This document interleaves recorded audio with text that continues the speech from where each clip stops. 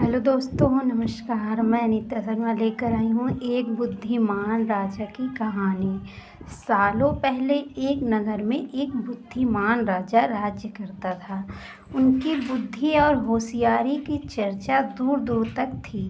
राजा कभी भी बिना सोचे समझे कुछ नहीं करता और ना ही किसी आरोपी की बात सुने बिना उसे सजा सुनाता था। उसकी बुद्धिमत्ता के चर्चे सुनकर आसपास के राजा रानियां और राजकुमारी आदि उनसे जलते थे।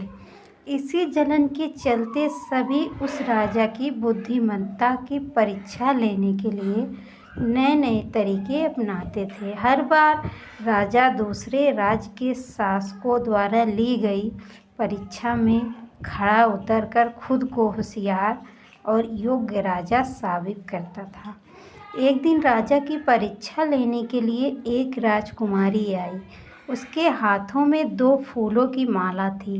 दोनों माला में से एक असली फूल से बनी थी और दूसरी नकली से। उन दोनों मालाओं को देखकर उनका ये भेद बिल्कुल पता नहीं चल पाता था। इसी वजह से राजकुमारी ने राजा के सामने दोनों मालाएं रखकर पूछा, हे राजन, अगर आप बुद्धिमान हैं तो बताइए कि इसमें से कौन सी माला असली है। राज दरबार में बैठे सभी दरबारी माला को देखकर हैरान थे, लेकिन किसी को समझ नहीं आ रहा था कि असली फूलों की माला कौन सी है। सभी इस सोच में थे कि राजा कैसे पता पाएंगे कि असली फूलों की माला कौन सी है। राजा भी माला को देखकर परेशान होने लगे। उसी वक्त उनके दिमाग में कुछ तरकीब आई। उन्होंने तुरंत अपने एक सेवक से कहा, बगीचे की खिड़कियों को खोल दो। सेवक ने बगीचे की खिड़कियां को जैसे ही खोला तो राजा ने देखा कि फूल में बैठी मक्खियां खिड़कियों से राज दरबार में आ रही हैं। वो कुछ देर मधुमक्खियों को ही देखते रहे।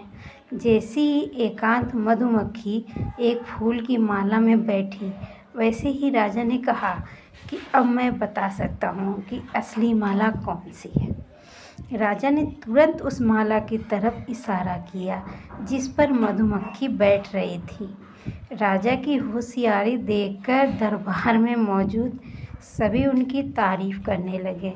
सभी कहने लगे कि हर राज को आपके जैसे ही बुद्धिमान राजा की ज़रूरत है। राजकुमारी भी राजा की बुद्धिमत्ता देखकर खुश हो गई।